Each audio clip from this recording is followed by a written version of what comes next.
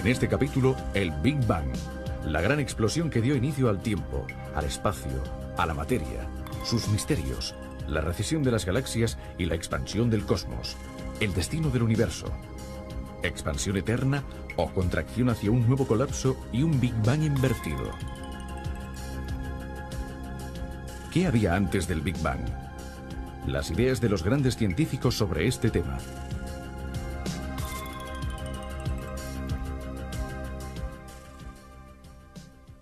¿De dónde provienen una silla, una mesa, una concha o un mineral?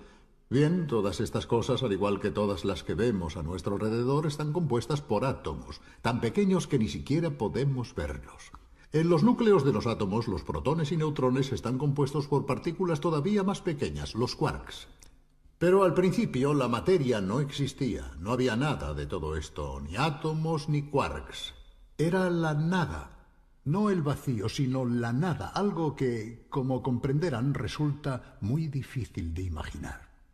Después, de pronto, como en los juegos de manos de los prestidigitadores, que de la nada sacan un pañuelo o una flor, aparecieron los átomos que dieron origen a todas las cosas que vemos a nuestro alrededor. Según la teoría que hoy prevalece, la del Big Bang, una gran explosión inicial creó la materia que vemos en el planeta en el que vivimos y también en el universo a partir de la nada. En este episodio hablaremos precisamente de este mágico momento que tuvo lugar en el origen del mundo que conocemos. Pero, ¿cómo pueden afirmar una cosa así los científicos? ¿Cómo han llegado a esta teoría del Big Bang? Nuestro recorrido empezará por un hecho que actualmente ya ha sido verificado por muchas observaciones y mediciones. El cielo estrellado que está sobre nosotros no es inmóvil, no está fijo, sino que está en expansión. Se está dilatando como un inmenso soufflé a una velocidad endiablada. Veamos el siguiente reportaje que nos explica cómo se ha llegado a esta conclusión. Nada parece más tranquilo, estático e inmutable que el cielo estrellado. Esos puntos luminosos temblorosos que son las estrellas y las galaxias vuelven a ocupar la misma posición estación tras estación y año tras año. Los únicos movimientos que son fácilmente observables no tienen nada que ver con las estrellas o las galaxias, sino con la Tierra, que al girar alrededor del Sol descubre nuevos paisajes celestes en el transcurso de su viaje anual. Sin embargo, los astrónomos han descubierto que la aparente inmutabilidad del universo, del que solo vemos una pequeña porción en el cielo nocturno, es una ilusión. Las galaxias y las estrellas que lo componen se alejan unas de otras a gran velocidad. Dicho de otro modo, vivimos en un universo en expansión. Pero, ¿cómo han podido los astrónomos darse cuenta de este extraordinario fenómeno? En 1927, el astrónomo estadounidense Edwin Hubble, al analizar la luz de las galaxias, se dio cuenta de que ciertas líneas del espectro de la luz, en vez de encontrarse en su posición habitual, se habían desplazado hacia el rojo. ¿Por qué? Este fenómeno singular llamado redshift, o desplazamiento hacia el rojo, se puede explicar con el llamado efecto Doppler de la luz. Debido a este efecto, la frecuencia de la luz emitida por una fuente que se aleja del observador se desplaza hacia el rojo. En cambio, si el emisor se acerca al observador, la frecuencia de la luz se desplaza hacia el azul. El efecto Doppler está provocado por el hecho de que la luz viaja siempre a la misma velocidad, la máxima posible en el universo. El desplazamiento hacia el rojo que los astrónomos pudieron medir en casi todas las galaxias solo puede significar una cosa. Estos cuerpos celestes están alejándose rápidamente los unos de los otros. Pero, ¿quién dota a estos aglomerados de centenares de millones, a veces de miles de millones de estrellas, de la energía necesaria para esta fuga que, como parecen indicar algunos desplazamientos hacia el rojo, se produce a velocidades cercanas a la de la luz? Para escapar de forma tan veloz, las galaxias no necesitan energía. De hecho, es el espacio el que se expande. Cada segundo, a la distancia de un año luz, se crean 15 milímetros de nuevo espacio. O sea, es la expansión del universo la que separa a las galaxias unas de otras. Y esto también explica por qué las galaxias más lejanas parecen escapar a una mayor velocidad. En el mismo segundo, es mucho mayor el espacio que se crea entre nosotros y una galaxia lejana que entre nosotros y una galaxia cercana. Basta recordar que por cada año luz de distancia, En un segundo se crean 15 milímetros de espacio nuevo. Para explicar cómo la expansión del universo provoca la recesión de las galaxias, veamos un ejemplo. Imagínense una pelotita con unos puntitos dibujados que son las galaxias.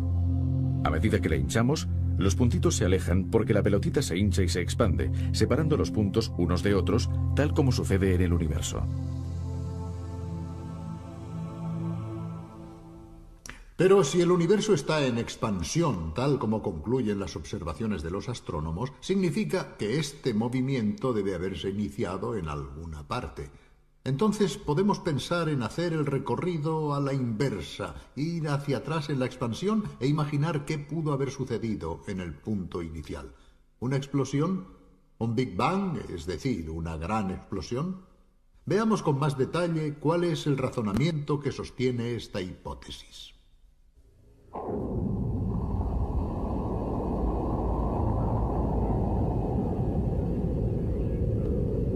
Actualmente las galaxias se están alejando unas de otras. Esto significa que en el pasado estaban más cerca. Si con una moviola imaginaria pudiésemos dar un vistazo a la sorprendente película de la expansión del universo a la inversa, nos daríamos cuenta de que en un momento dado, las galaxias no solo se acercarían, sino que se fundirían entre ellas. Retrocediendo todavía más, todo el espacio y la materia que integra el universo se concentrarían aún más hasta convertirse en un punto. Los físicos llaman a ese punto la singularidad inicial. De ahí partió el Big Bang, es decir, la gran explosión. Una cosa está clara. En los momentos iniciales, la temperatura y la presión alcanzaron valores inimaginables. En consecuencia, el universo estaba muy caliente y, según los físicos, era también muy distinto del universo frío que hoy conocemos. No es posible trasladarse hasta el auténtico instante cero. En este viaje hacia atrás debemos detenernos en una pequeñísima fracción de segundo del inicio. Más allá de esta frontera no sabemos qué pudo haber. Incluso las leyes de la física conocida, es decir, la gravedad, la fuerza electromagnética y las otras interacciones, no existían como tales, al igual que no existía la materia, el espacio y el tiempo. Entonces, ¿qué sucedió en aquel punto y en aquel instante? Esta es una pregunta que se han planteado muchos sabios. Se trata de uno de los campos en los que no es posible experimentar porque no existe ningún experimento de laboratorio que permita recrear las situaciones iniciales de temperatura y presión producidas en el Big Bang. Por lo tanto, es necesario imaginar cuál pudo haber sido la secuencia de los acontecimientos e intentar remontarnos hasta los primeros momentos utilizando los conocimientos disponibles en la actualidad y formulando algunas hipótesis que pueden ser tal vez razonables, pero no demostrables todavía. Un físico inglés, el profesor Timothy Ferris, ha tenido una brillante idea divulgativa que veréis dentro de poco para poder guiar a los profanos en este difícil recorrido. Ha imaginado el trayecto a través de una larga escalera que lleva hasta el punto cero, hasta el punto inicial del universo. Y durante la subida es posible asomarse periódicamente a algunas ventanas para entender de qué forma podía presentarse la materia en los distintos estadios iniciales. Veamos esta reconstrucción.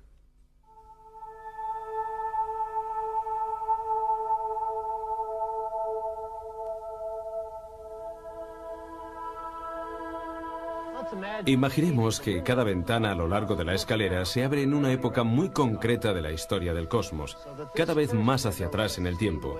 La primera ventana nos muestra el universo cuando tenía 1000 millones de años, la siguiente cuando tenía 100 millones, después 10 millones de años, y así hasta el final, cada vez más atrás. En cada ventana sucesiva, el tiempo del universo corresponde a una décima parte de la precedente. De esta forma, alcanzaremos rápidamente el primer segundo de vida del cosmos, y como veremos, durante ese segundo sucedieron muchas cosas. Nuestra galaxia, y posiblemente todas las demás, se formaron en los primeros 1000 millones de años de expansión del universo, cuando el gas primordial todavía era lo suficientemente denso para condensarse en estrellas y galaxias. No conocemos todos los detalles sobre cómo se formaron las galaxias, pero consideramos que tenemos un buen conocimiento de cómo era la Vía Láctea en su etapa de formación. Estas estrellas de primera generación estaban formadas sobre todo por hidrógeno y helio. Si hubiera existido vida inteligente en esos primeros días de existencia del universo, la tabla de los elementos que todos conocemos habría indicado solamente hidrógeno y helio. Después de haberse expandido durante casi 1 millón de años, el universo se hizo transparente a la radiación y los fotones pudieron viajar libremente sin chocar con las otras partículas. La luz se separó de la materia. De hecho, libres y sin la acción perturbadora de los fotones, los electrones pudieron unirse a los núcleos. Un electrón que orbita alrededor de un protón constituye un átomo de hidrógeno, el elemento más sencillo y abundante del universo. 2 electrones alrededor de una pareja de protones y una pareja de neutrones forman un átomo de helio.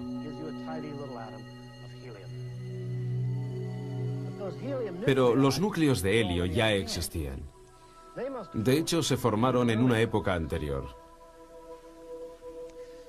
La formación de núcleos de helio se remonta a cuando el universo tenía casi unos 100 segundos, es decir, cuando su temperatura había descendido bastante, lo suficiente como para permitir que los protones y los electrones se unieran entre sí sin que el calor que les rodeaba pudiera romper este vínculo. Por primera vez, protones y neutrones se unen estrechamente entre sí, gracias a la interacción nuclear fuerte, y tienden a formar tripletos.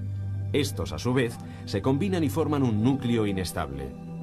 2 de los protones son expulsados y se forma un núcleo de helio.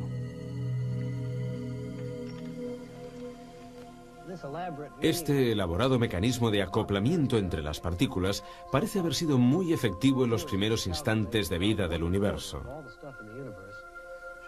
Los físicos teóricos calculan que aproximadamente 1/4 parte de toda la materia del universo debió transformarse en helio.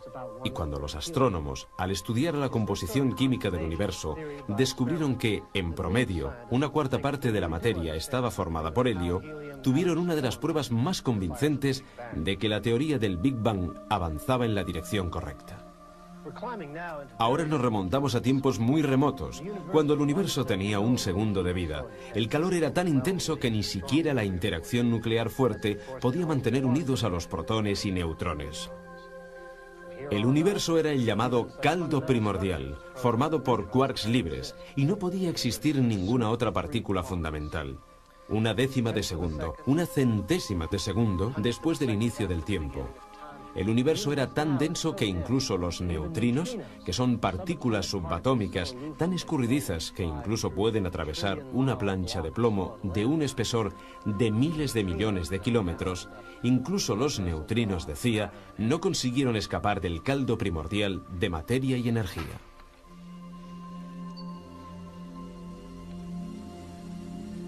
Una 1000.000.000ésima de segundo después del inicio, el calor todavía era tan intenso que la fuerza electromagnética y la interacción débil aún no se habían escindido y separado, y existía una única interacción unificada, la fuerza electrodébil.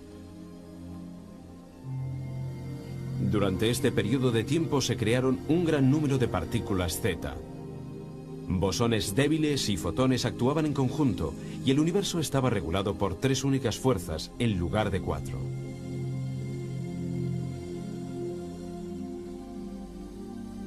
Cuando la edad del universo era una mínima fracción de segundo, exactamente 10 elevado a menos 35 segundos, probablemente la misma fuerza electrodébil todavía estaba unida a la interacción fuerte.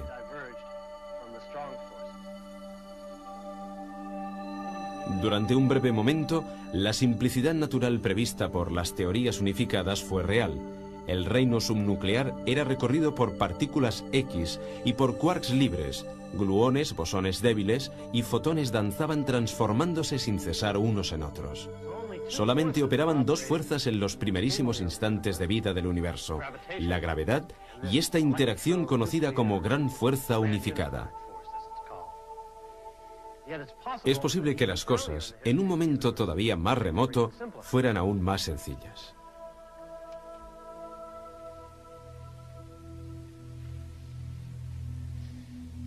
Estamos en el primer instante del universo. La fracción de tiempo transcurrida desde que el universo empezó a expandirse es tan pequeña que, para cuantificarla, sería necesario escribir, después de la coma, unos 40 ceros. El universo, es decir, todo lo que nos rodea, estaba contenido en una única chispa de energía en rapidísima expansión, todavía más pequeña que el núcleo de un átomo y regulada por una única fuerza primordial. Si supiéramos lo que sucedió entonces, podríamos entender por fin las relaciones entre las leyes de la naturaleza, entre el espacio y el tiempo, entre la materia y la energía. Por el momento, todavía no lo sabemos. Es necesaria una teoría que nos explique cómo se comporta la naturaleza en esas condiciones extremas. Se está trabajando para descubrirla y se considera que será una teoría cuántica de la gravedad, llamada de superunificación o de supersimetría. Es obvio que no sabemos qué nos dirá, pero quien consiga plasmar esta teoría podrá entrever el umbral de la creación.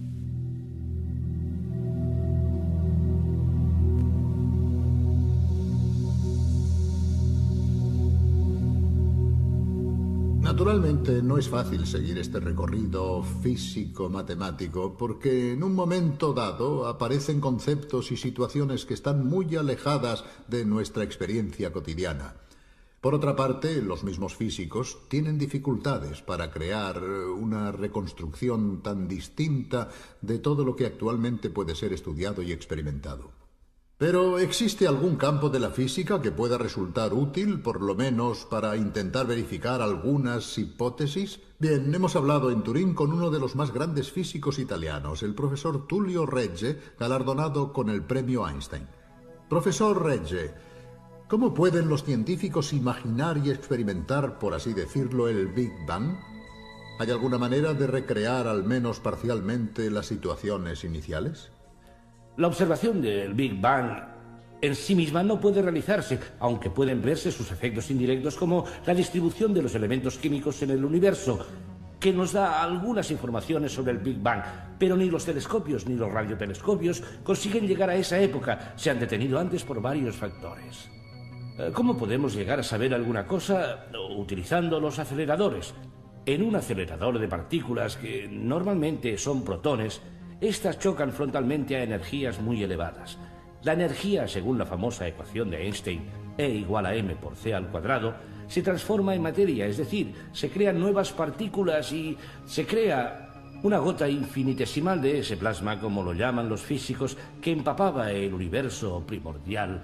Se trataba de una materia de altísima densidad y altísimas temperaturas. O sea que prácticamente es como hacer circular dos bolas en sentido contrario dentro de un anillo que chocan en pleno aire, como si se disparasen dos cañonazos esperando que las balas de cañón choquen en pleno aire y... En este caso crearían materia. En este caso crearían materia. Como sucedió en el Big Bang. Y también antimateria. Es más, habitualmente una de las dos partículas es un antiprotón y, en consecuencia, antimateria, y la otra es el protón.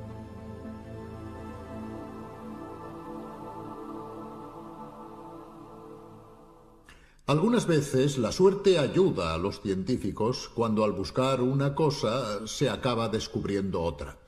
También ha ocurrido así con la teoría del Big Bang. Hay un capítulo famoso en la historia de la física y que concierne precisamente a dos investigadores que estaban trabajando en otra cuestión, sin pensar en ningún momento en el Big Bang. Habían preparado su antena parabólica dirigiéndola hacia el centro de la galaxia. Recuerdo que uno de los dos, Arno Penzias, me contó el suceso y me llevó precisamente junto a esta gran antena. Después de todo el trabajo de preparación y los gastos efectuados para llevarlo a cabo, estábamos muy enfadados, me dijo, porque había alguna cosa que no funcionaba bien. Pero después nos dimos cuenta de que habíamos realizado un gran descubrimiento. Así se desarrollaron los hechos. Era 1965. Dos científicos de los prestigiosos laboratorios Bell Telephone, cerca de Nueva York, estaban estudiando con una antena muy sensible una nube de gas de la Vía Láctea. Se llamaban Arno Penzias y Robert Wilson. Algo no iba bien. Una misteriosa perturbación se resistía a los numerosos controles y las repetidas verificaciones. Por fin, los dos científicos se rindieron a la evidencia. No era una perturbación, sino una radiación que parecía provenir con la misma intensidad de todas direcciones. Se había descubierto la radiación cósmica de fondo, el eco del Big Bang, una de las pruebas más convincentes de que el universo nació hace miles de millones de años en una gran explosión.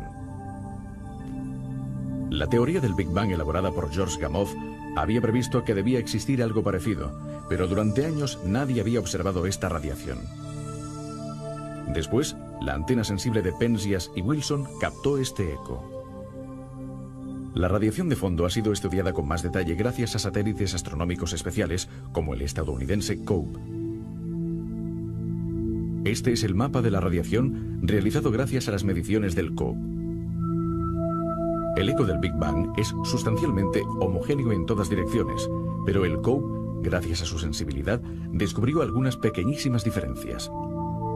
Estas pequeñas irregularidades son muy importantes, ya que explican por qué la materia salida del Big Bang, hidrógeno y helio, se condensó en estrellas y galaxias en lugar de permanecer como una nube enrarecida y completamente homogénea.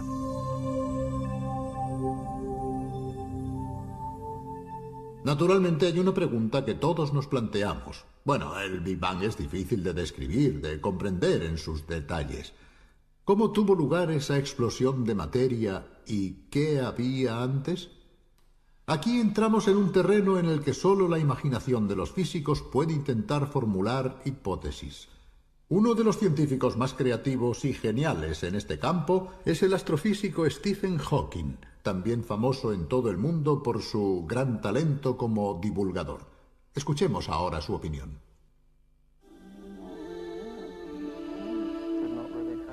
Podría ser que el universo no tuviera un inicio. Podría ser que el espacio-tiempo forme una superficie cerrada, sin límite, como la superficie de la Tierra, pero con otras dos dimensiones. Si la hipótesis de que el espacio-tiempo es ilimitado, pero finito, es correcta,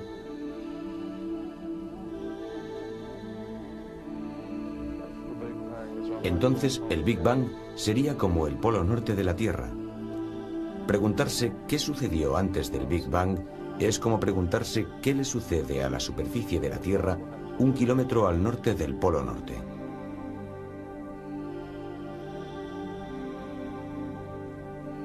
Es una pregunta sin sentido. Pero hay otra pregunta que nos podemos plantear. ¿Cómo acabará la materia que está a nuestro alrededor en el cosmos? ¿Se perderá toda en el espacio infinito? ¿O quizá, como los guijarros que se echan al aire, acabará volviendo a caer sobre su punto de partida? Veamos el siguiente reportaje.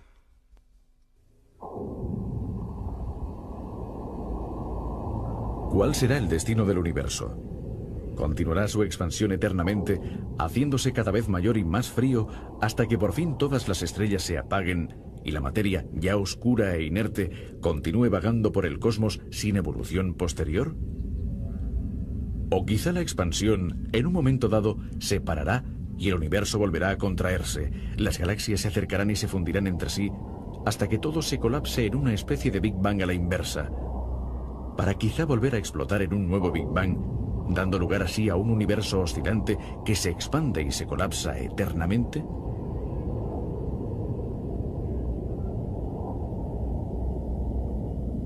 Muchos de estos interrogantes están destinados a permanecer sin respuesta, pero algunos aspectos se pueden conocer, como por ejemplo, si el universo se expandirá indefinidamente.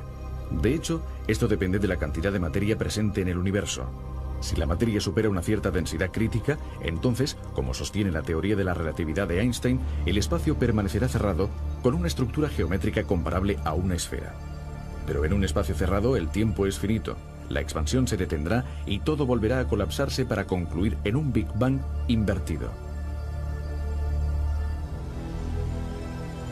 En cambio, si la cantidad de materia no es suficiente, el espacio se curvará, pero asumirá una forma geométrica abierta, como esta superficie hiperbólica.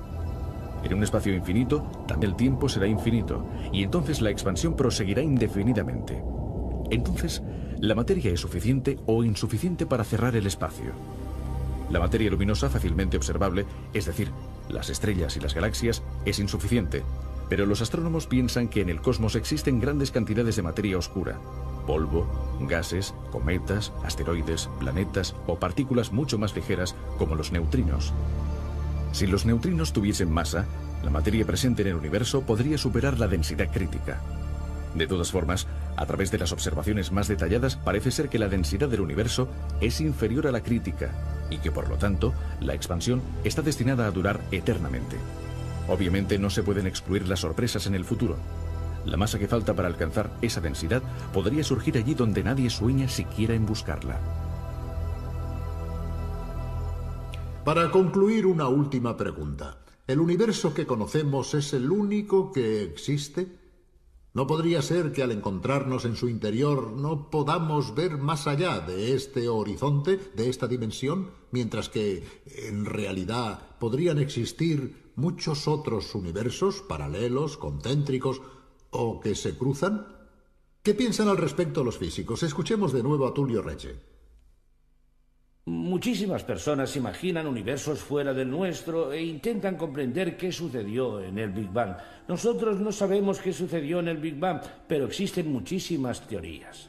Haciendo una comparación, para abrir una puerta, necesitamos unas llaves. Quien no tiene llaves no puede abrir la puerta. Pero tampoco se abre la puerta si encontramos un manojo con 1.000.000 de llaves, porque no se sabe cuál es la correcta. En cierto modo nos encontramos en esta segunda situación. Hay muchísimas teorías que tratan de imaginar qué sucedió en el momento del Big Bang. Puedo catalogar algunas de estas hipótesis extrañas sobre el Big Bang. Que el número de las dimensiones del espacio no sea 3, sino mucho más elevado, incluso infinito. Que exista, como ha postulado Hawking, una transacción cuántica en el espacio a través de direcciones imaginarias en el tiempo, algo muy complejo matemáticamente. Y que el espacio se haya ramificado, que haya creado universos paralelos.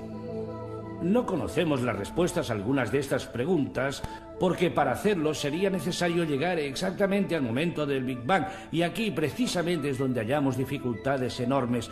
Podemos imaginar las cosas, hacer teorías cada vez más fantásticas y probablemente la verdad, en sentido retórico, es que todas estas ideas, de alguna manera, estarán engarzadas en una misma imagen del universo y todas estas cosas nos dirán algo sobre el inicio de los tiempos, de una forma que, de momento, es totalmente inimaginable.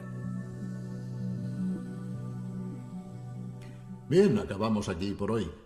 Creo que al preguntarnos sobre estas cuestiones nos damos cuenta de cuántas cosas quedan todavía por estudiar y por descubrir.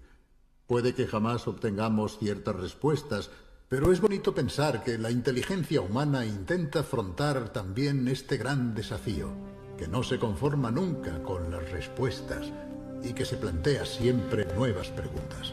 Hasta pronto, hasta la vista.